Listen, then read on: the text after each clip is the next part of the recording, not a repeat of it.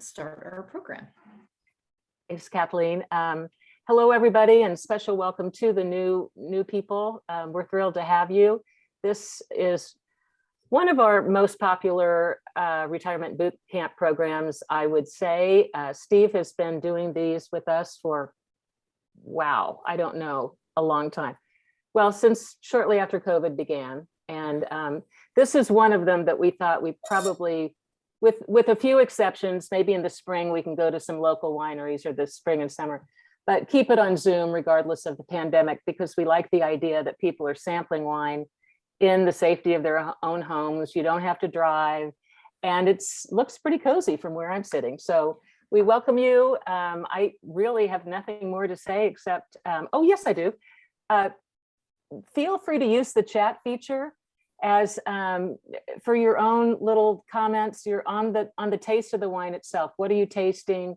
Let's do a 5-star rating. So 5 is the best, 1 is not so great. Go ahead and put your opinions in the chat. I think those are fun for people to read.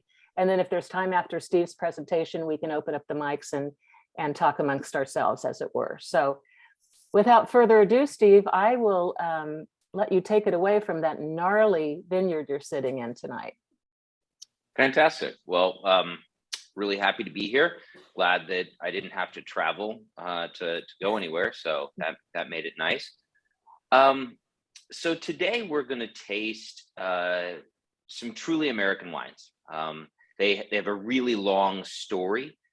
The story begins in Croatia, and this was something that we only found out in the late 90s due to the advancements in DNA testing. But it was discovered that in a grape in Croatia called Sorelnik Kasteljanski had given rise to a grape that we were finding in California, and that would be Zinfandel. Now, Sorelnik Kasteljanski also ended up in the heel of the boot in Puglia, where they call it Primitivo. But Zinfandel made its way to California in early 1800s and mid 1800s, established itself as a main wine grape in California. So this grape, while Croatian in origin, it's been in the United States for over 100 years. In fact, one of the wines that we'll taste, the second wine we'll taste today, is from a vineyard that is still in production, that was planted, not exactly sure, but more than 130 years ago. The vineyard behind me is not that vineyard. It's a, I would say, representative. This one is from a vineyard in Amador County. We're going to be in Contra Costa County. So Zinfandel has really an American identity. In fact, so much so that even though it grows in Puglia and in Croatia, vineyards around the world, grape growers around the world are sourcing American cuttings so that they can propagate our version of this grape. And again, that's Zinfandel. So Contra Costa County. Contra Costa is a little bit east of the San Francisco Bay. Solano County, I want to say. It's Solano. Where did I put my notes? I believe it's Solano County to the south, and the Sacramento River Delta to the north. Contra Costa, the other coast. So if you are where the vineyards are, there's not a lot of, I mean, we're not close to the ocean, but if you were to go to Contra Costa, you would be basically in the East Bay. So this area was settled by Italian immigrants largely, and their plantings started again 1830, 1840, 1850. They saw, in this case, the attraction was San Francisco, but it migrated along the Sierra Nevada mountains during the gold rush. So there was a motivation to kind of carry the vine with them. It's really prolific. It does it's been well adapted to California, and it makes a great wine, particularly if you're a gold miner who's really thirsty. So Contra Costa today has a lot of these vineyards like behind me. I mean, the way this vineyard would have been planted is really farmers, not really wine growers. Winemakers, but farmers would start planting these, and they would be sort of random. A vineyard where all of the vines are propagated to the same vine is more of a modern thing. Historically, it would be what's sort of referred to as a field blend. So, Uncle so and so gave you a cutting from his vine, you planted it in the vineyard. A neighbor who was traveling, his friend was traveling through, dropped off a vine. I mean, all of these vines kind of evolved in the vineyard collectively, but through random plantings, essentially. So, Three Wine Company. There is a large family in California, the Klein family, and the brothers, I think there are 9 of them, so it's a huge family. And Charlie Klein was maybe number 2 or 3. He started a winery called Klein, and it's a good winery. They do really high production wines. They're found they're widely distributed. Grocery stores that carry wine will often carry large sections for Klein. Good stuff. His brother Matt, who was, I think, 8th in the series, he started working in the mid '80s. He worked for Charlie at the family winery. He was the assistant winemaker for a winery in Napa Valley called Con Creek, but really kind of developed his winemaking skills. He was a UC Davis grad. A lot of wineries. A lot of winemakers in California have that credential. UC Davis is kind of the Harvard for winemakers. So he went to Davis. He worked at Klein. He worked at Con Creek, a couple other wineries. But in the early 2000s, he decided that he wanted to focus on essentially the heritage varietals, Zinfandel primarily, but all the other grapes that were grown in small random patches in California generally, but specifically in places like Contra Costa County. So Matt Klein was really instrumental in getting these vineyards preserved, because obviously today the East Bay is pretty pricey real estate. Contra Costa County has exploded. So the demand for land is high, and the vineyards like these are, they're really more for their heritage, because the amount of wine that they produce is fairly low relative to other vineyards. So there's an understanding why somebody who might own this land would want to sell it to a developer. And Matt Klein has worked with the state of California and with the city of Oakley, which Oakley has a lot of these vineyards around them, and the community kind of values them. So he has basically created an organization that helps protect these vineyards and puts them in protective trust.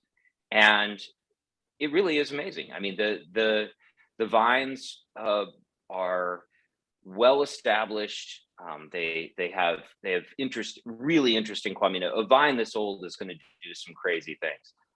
Really, it's making some amazing wine in that age of its life, at that time of its life. And so we're really lucky to have these. So I think that's all. Steve, I have a question. Yes, a question just about that, what you just said. What is it about the old vine that makes it do amazing things with? Sure. What's so great about an older vine? Absolutely. Compared to a newer one? Well, and that's sort of a relative question, because certainly some vines really don't improve with age. There are some that absolutely do. There are others that it really is more beneficial to replant and to source fruit from a younger vine. But what's special about these vines is that they, as a vine ages, it naturally knows what it needs to do. And so when a vine gets to a certain age, and certainly 130 is in that ballpark, it knows that it doesn't need to be hugely prolific. Nature says, you know what, you're probably good. You can, let's just focus on producing maybe 2 clusters of fruit per vine, or 3 clusters of fruit, instead of maybe earlier we were doing 6 or 8.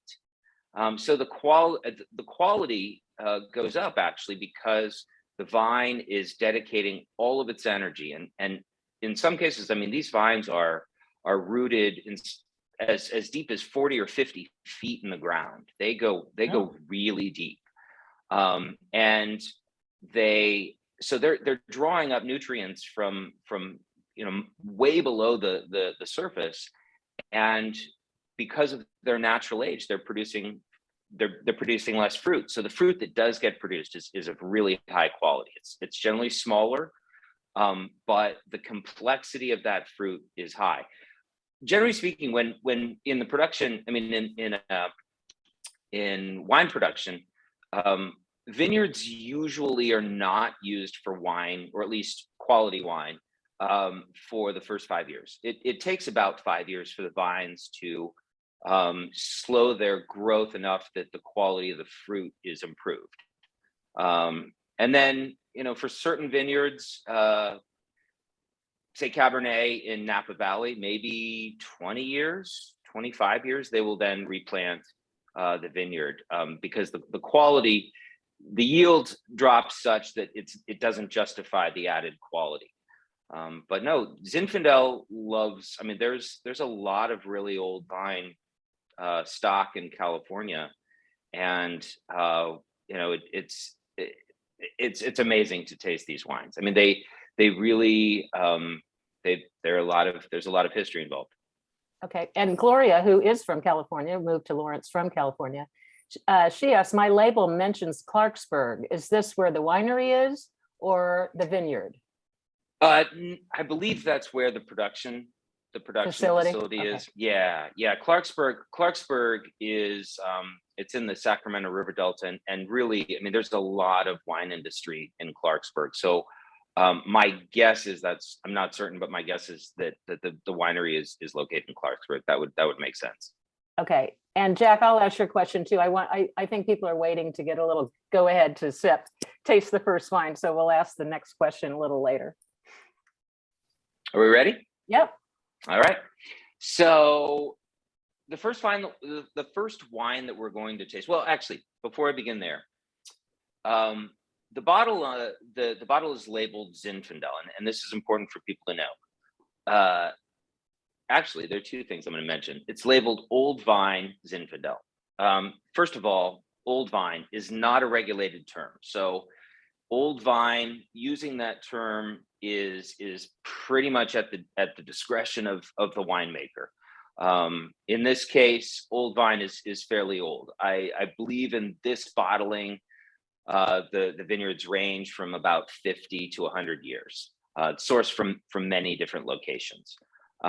But so Old Vine, like the word reserve, not actually a regulated term. It's open for discussion. And then when you see on the label, it says Zinfandel. Now, in the United States, only 75% of a bottle a bottle only needs to be 75% of one grape to be labeled that grape. So even though this says Zinfandel, it actually is a blend. And truthfully, many wines are blends because of this labeling law. They're not required to tell you that, in fact, in this particular vintage, the breakdown is 75% in, so the threshold there, 8% of a grape called Carignan, 8% of a grape called Petit Syrah, or Dorif, and 8% of a grape called Alicante Bouchet. So those are all planted over time with the Zin. And while in this case, Matt did select a field blend from multiple fields, there are many times where a winery will choose to harvest those wines together, or harvest them together, harvest them as they are ripened, and then marry them into a field blend. So the wine represents the totality of the vines. So anyway, while this does say Zinfandel, it is a blend of those other grapes. So this particular wine is one of Matt's kind of general everyday wines. It's sourced from multiple vineyard sites, and it's fairly low production. I believe it's under 5,000 cases. Most of his wines are fairly low production wines, which is ironic because his brother Charlie does the opposite, very large production. But so yeah, this wine meets that Zin threshold, but then you're going to have the other grapes that'll kind of add other qualities to it. They'll add acidity, they'll add floral notes, add kind of beautiful color, although typically old vine fruit is fairly thick-skinned and fairly small berry, so it's fairly concentrated as it is. So let's take a sniff on this and see what we think.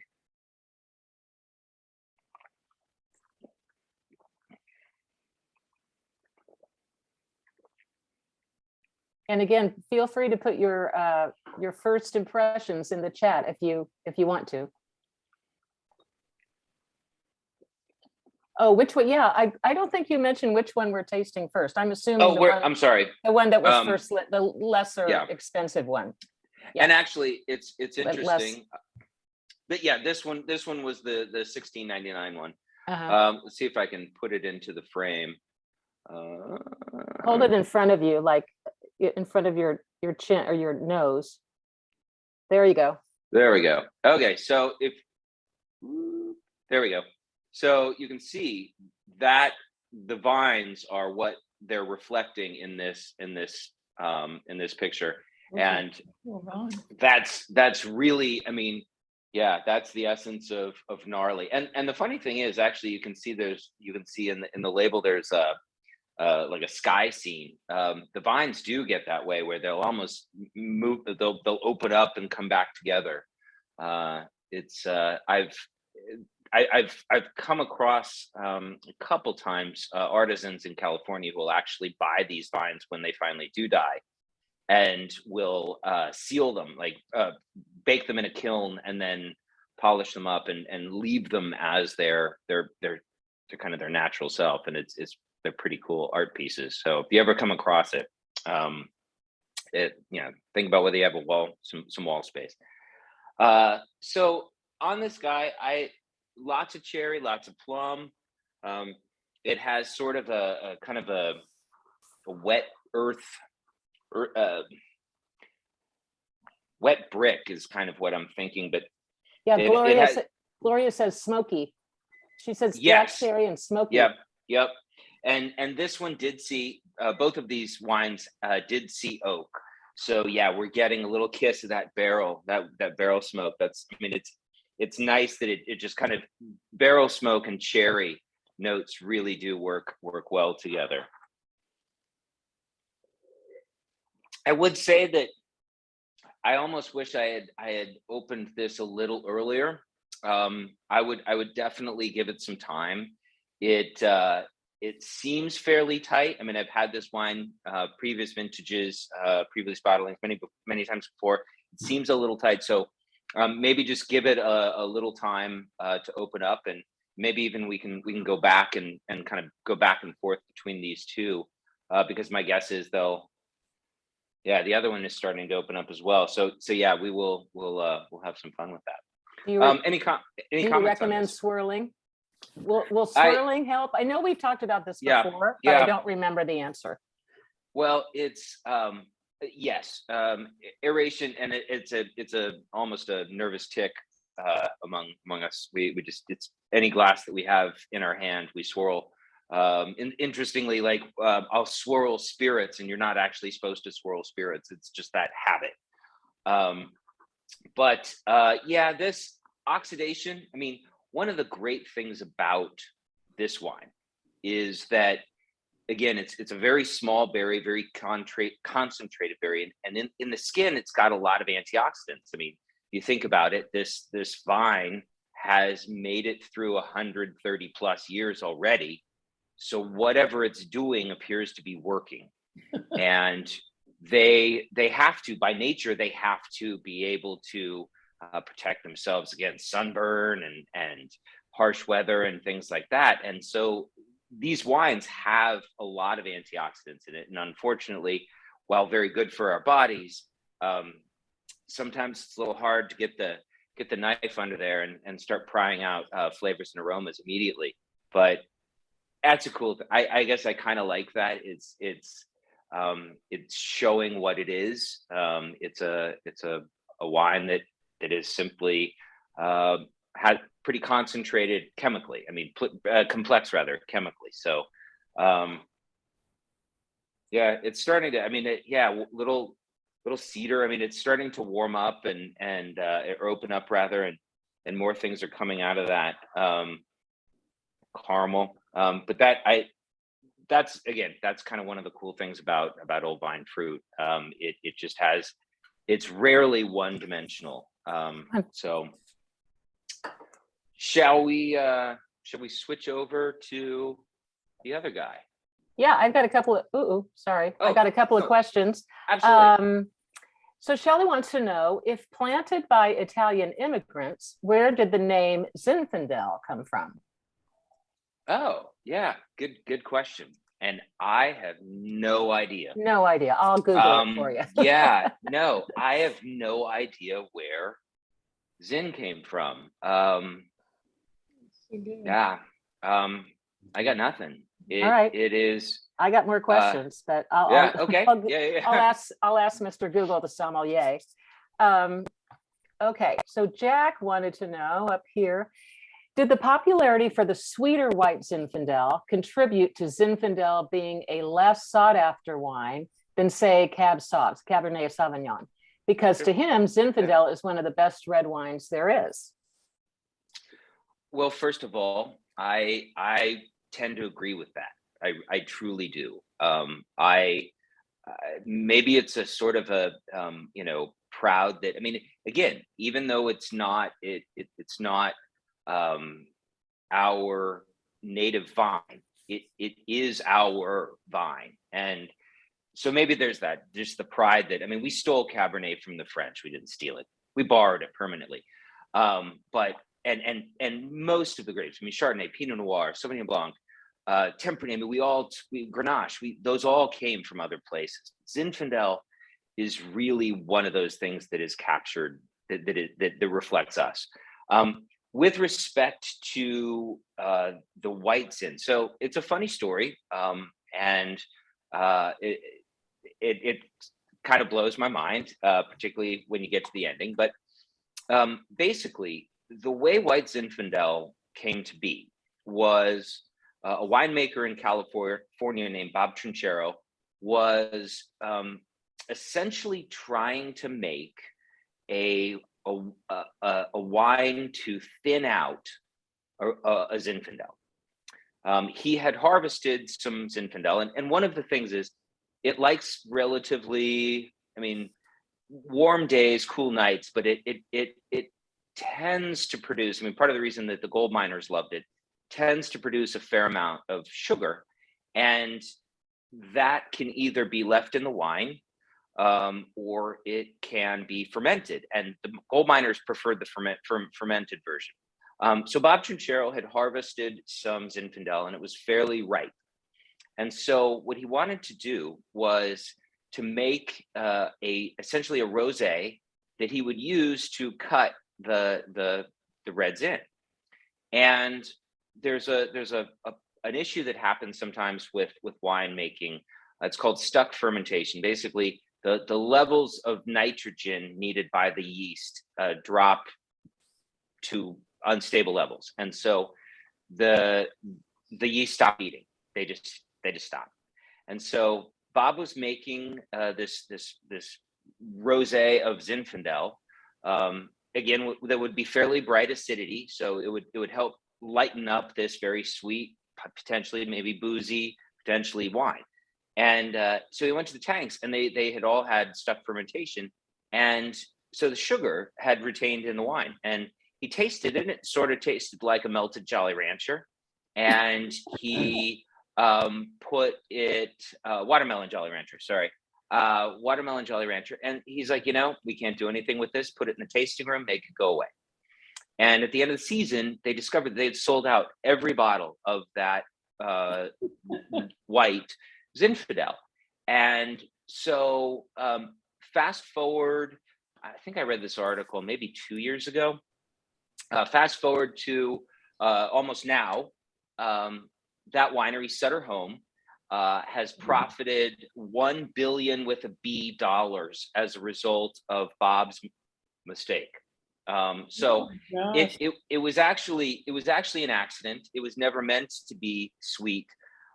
But while I have to say I'm not a huge fan of really sweet white Zinfandel, it has provided a comfortable starting point for a lot of wine drinkers, and I can't argue with that. It provides an introduction to what wine can be. I mean, it has interesting flavors that watermelon Jolly Rancher is not an added flavor. That just happens to be what it tastes like. So I think is with respect to why it's not taken as seriously, that's probably part of it. There's been a lot more money spent on marketing Cabernet. So Cabernet, I mean, if you're in a steakhouse, I'm sure that, at a Capitol Grill, I'm sure they're going to have a Zinfandel list, but it's not going to be anything compared to the length and breadth of their cab list. And I absolutely agree. I think it's a delicious steak wine. And it should get a lot more respect. To that end, though, I'm glad that it doesn't, because that's why we get bottles from 130-year-old vineyards that are not, hundreds of dollars. So, but yeah, I think yes, Zin has suffered under its white Zin cousin, brother, sister, whatever Okay. relation. Okay, well, we're getting some Maureen says 4 stars, Jack says 3, Maggie and Dave say it has a nice finish, goes well with cheese and bratwurst. I do have a little, this doesn't really tell the root of the word Zinfandel, but it says the Italian name for Zinfandel, primitivo, is derived from the Latin for first to ripen, which is quite close to the Greek translation is early ripening. I will still look for, I don't know what the origin of Zinfandel, the word is, but that's the answer to what it means.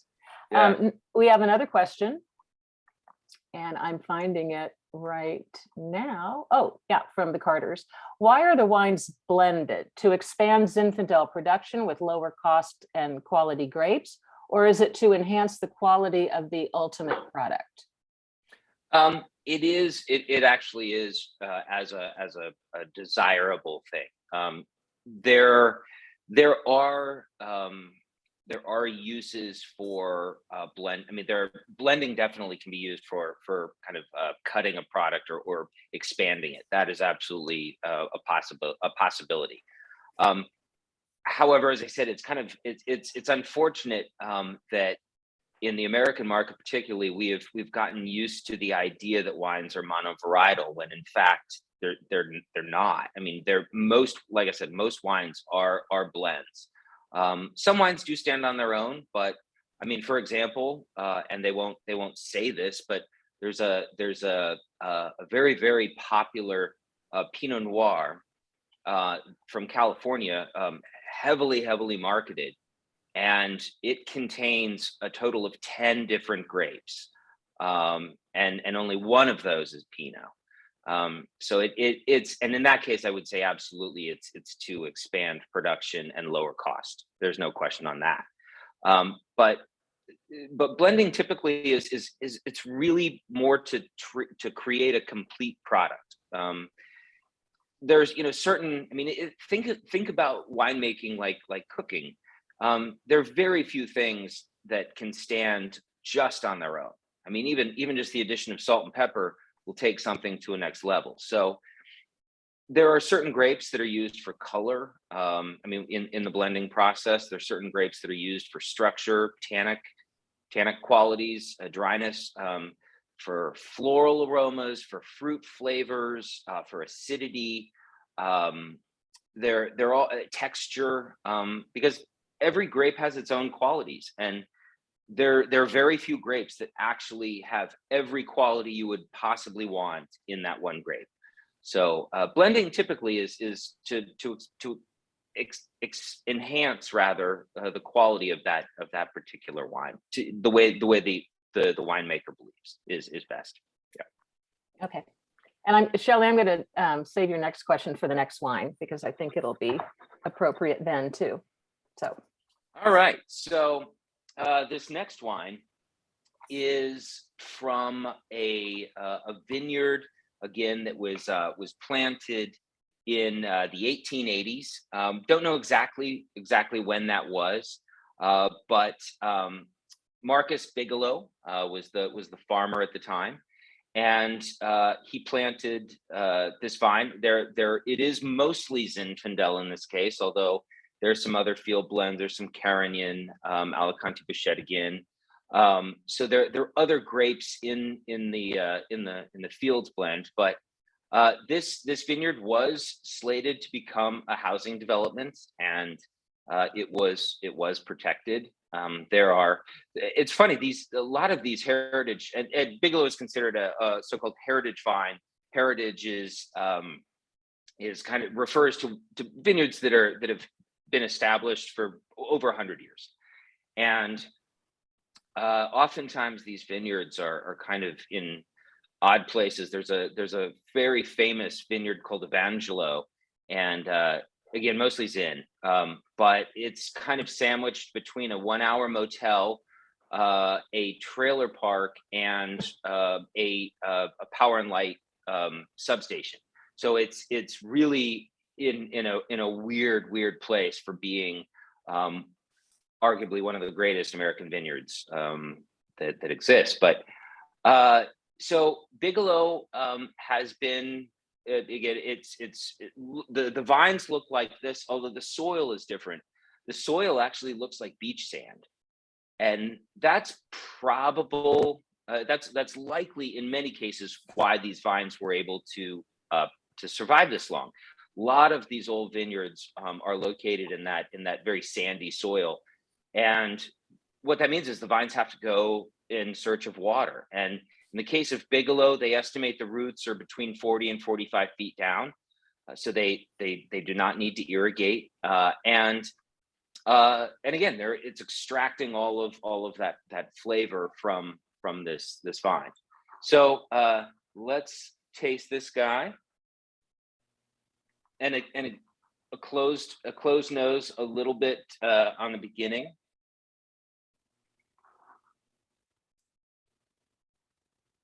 More plum and cherry, maybe some mint.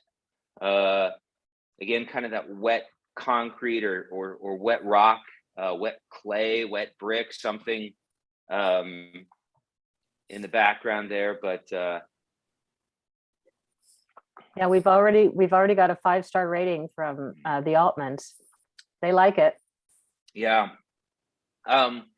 So yeah, dark, like almost dried cherry on the palate. Really concentrated, just sits on your tongue. Good acidity though, and that's probably, I'm guessing you're tasting maybe some of the Alicante Bouchette, a grape that is not going to it is going to kind of lighten up the wine a little bit, allow that acid, because you always want acidity in wine is really actually more important than people think. When you're tasting a wine, you actually want to salivate. You want your tongue to salivate, because as it salivates, it washes off the flavor and kind of resets it. So you taste more.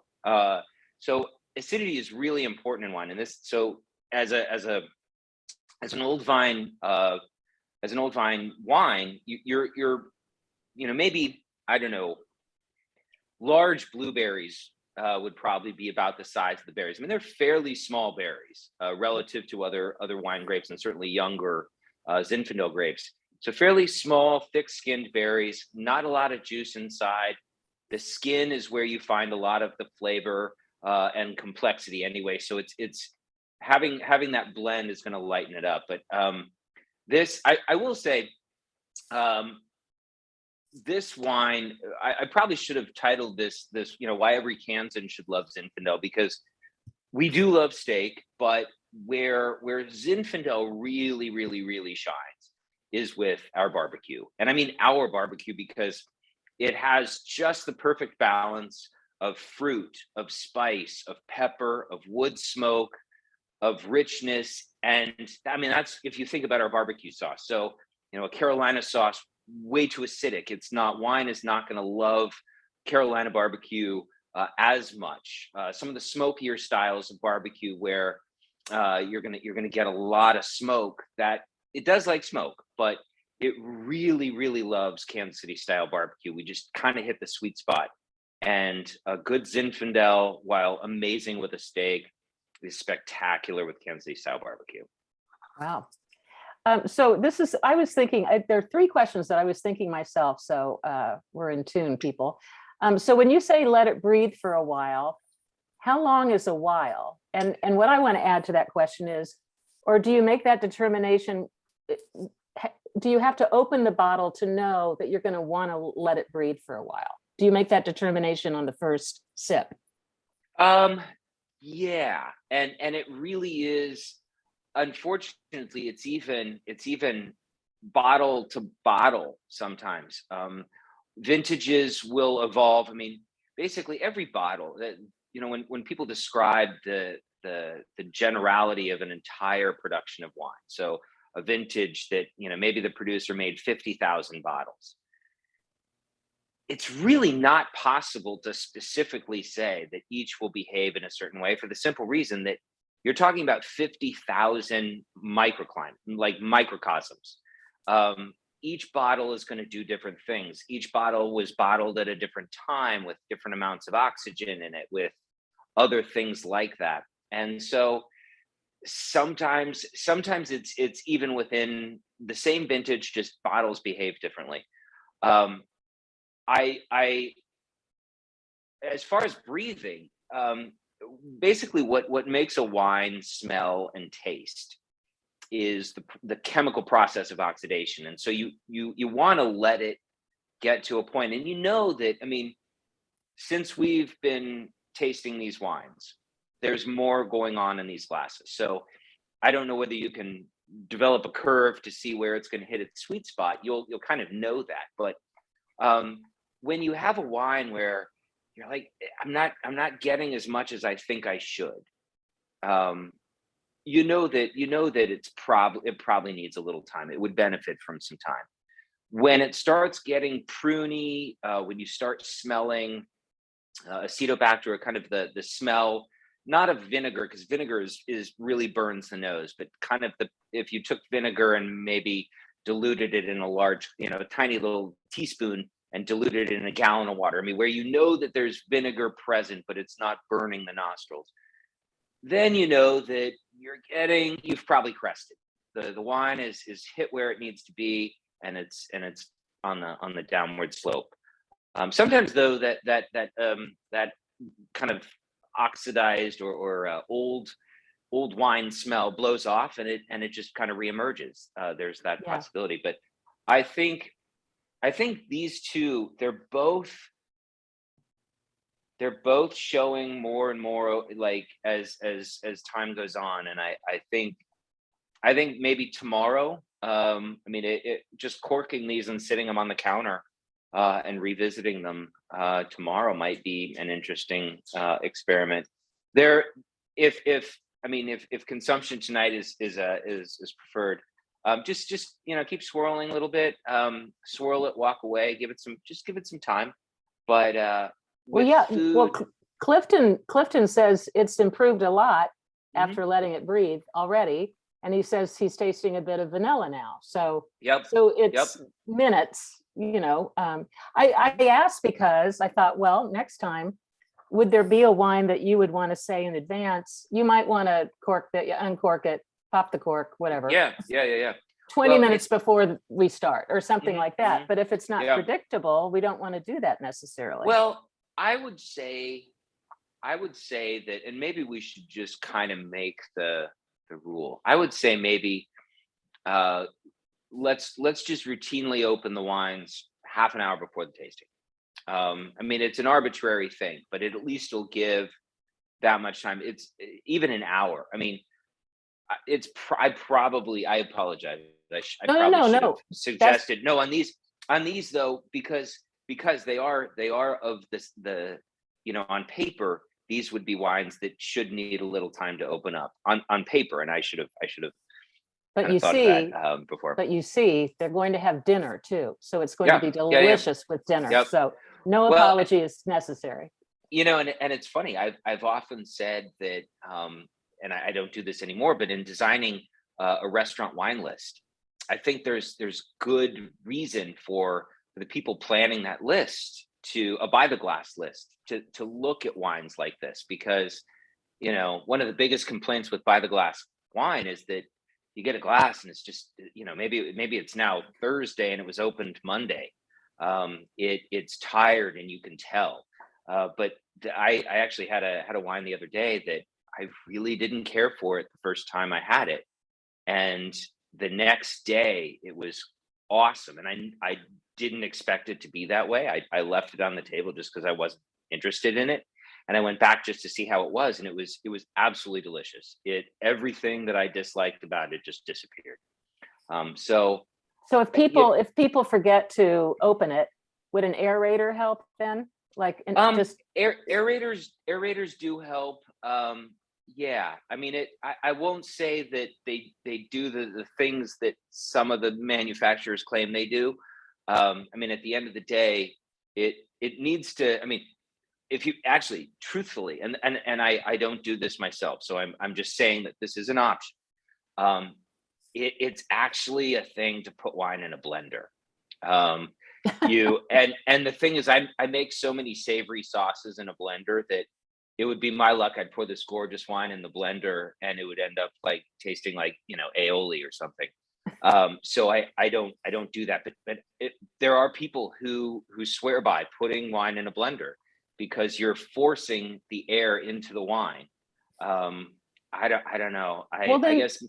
Why wouldn't you? Could you also just whisk it? Yes. Like whisk it? Yeah. Mm-hmm. Yeah. Wow. Yeah. I mean, I did not know that. I mean, actually, honestly, and I do this when I know there's no sediment in the bottle, but even just pouring off a little glass, sticking the cork back in and just shaking the bottle vigorously, even that is going to dissolve air into the wine. And it may be a little frothy when it pours into the glass, but those bubbles are going to pop and it's going to be fine. Wow. Okay, so people, to put your notes in there. Oh yeah, the Altmans say ours will be done before dinner, so they won't.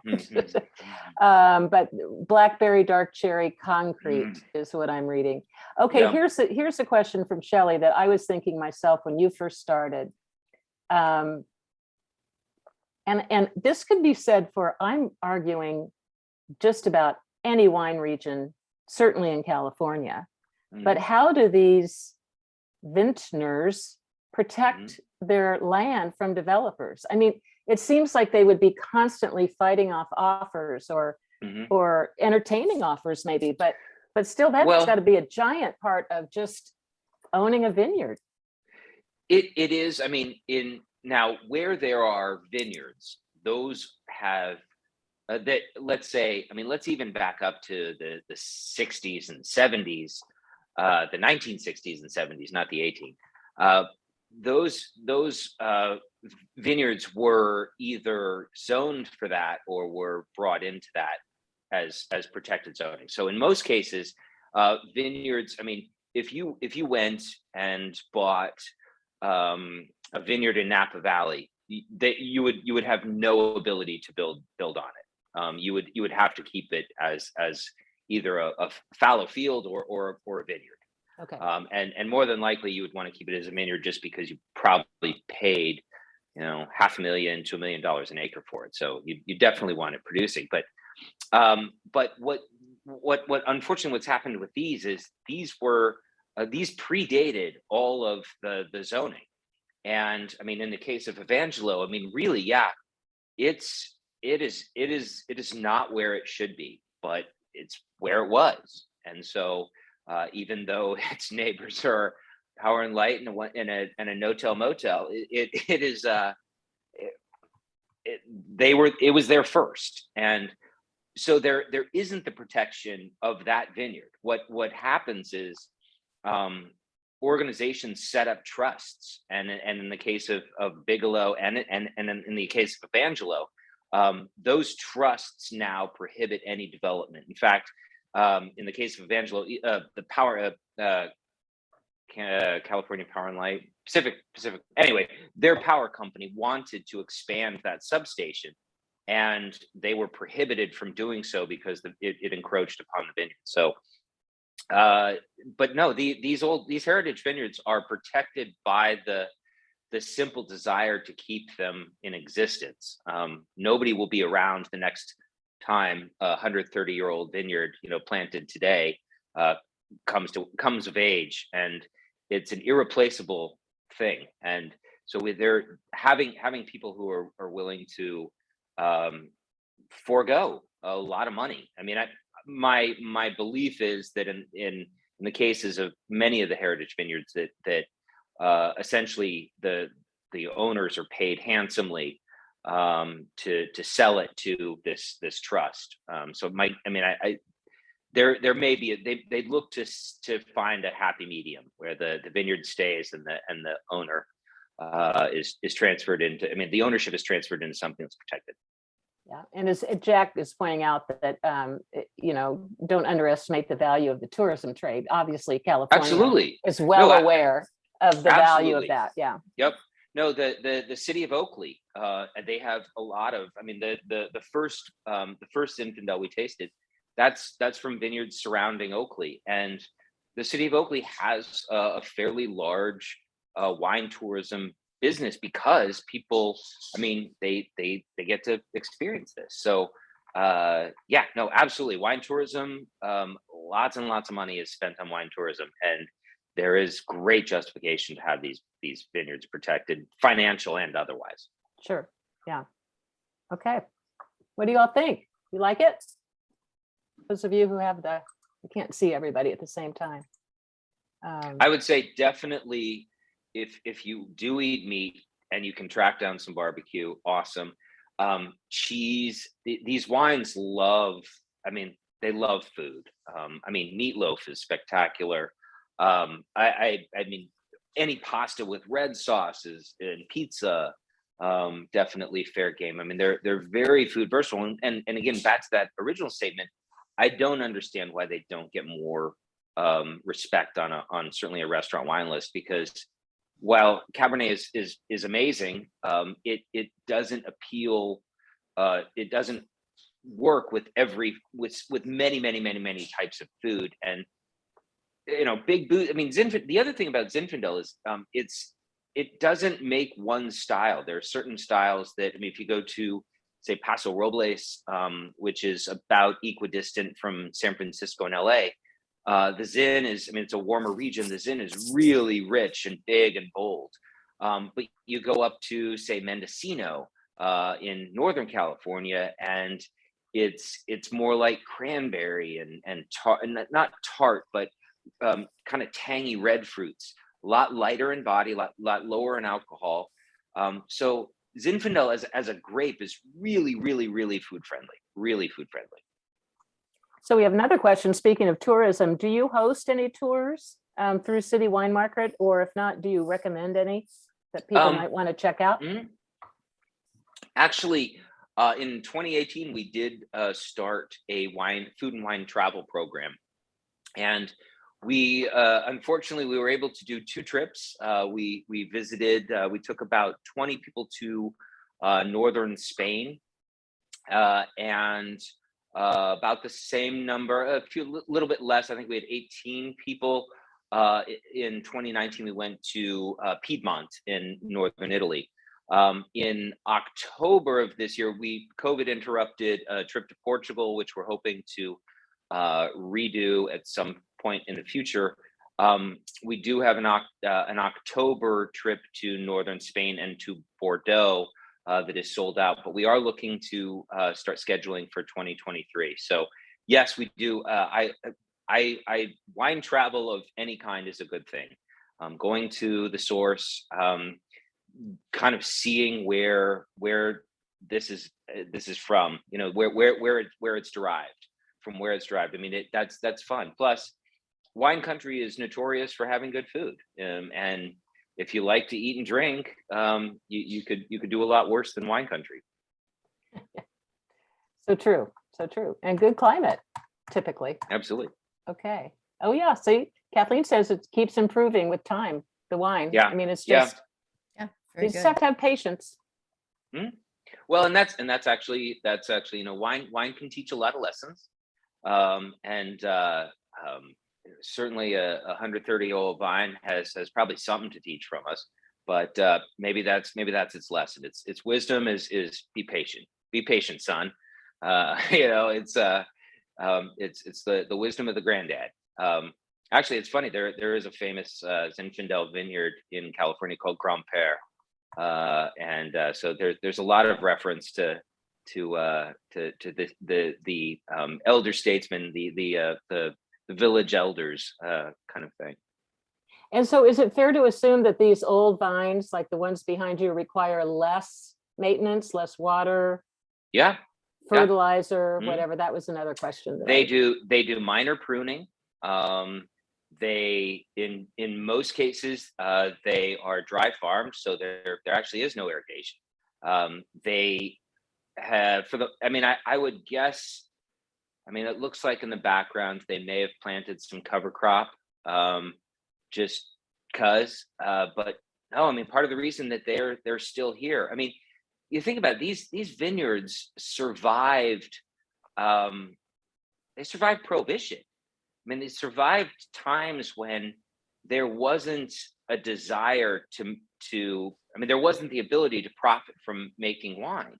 And so, a lot of Napa Valley's early wine immigrants were people from this area who, after Prohibition was repealed, they moved to Napa because the climate was a little better for growing specifically just grapes. But a lot of these vineyards, right after Prohibition, they were torn up and they were planted to fruit or nuts. So the fact that these vines are still here, they've managed to live by themselves on their own pretty well. So yeah, I would imagine that if because these are such important vines, I would imagine that they do things like they'll have enologists walk the vineyard to make sure there's no disease or anything like that, and probably would treat it however they needed to. But in many cases, these vineyards are dry farmed, organic. They get what they get from where they're at, what they do. Yeah. Okay. All right. Well, if there are no more questions from anyone, kind of looking out at you all now, we may just call it a wrap. That was very good.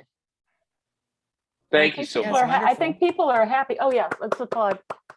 Yeah, Bravo. Thank you. I think the wines are getting thumbs up across the board. So Yeah, very good choices. They're Well, very yeah, good. good. I would strongly encourage. Just because there's such diversity in Zinfandel, if you're at all intrigued, just try different vins. The great thing is, relatively speaking, Zin is a great value wine because it's not Cabernet, and it has so you're able to get really high quality stuff that is not comparable to other red wines. Explore. Paso Robles is great. Mhm. Amador County, again, that's Amador behind me. El Dorado, along the Sierra foothills, Lodi right near Sacramento, Sonoma, Dry Creek Valley in Sonoma has some amazing Zinfandel. And then even all the way up to Lake County in Mendocino. Yeah.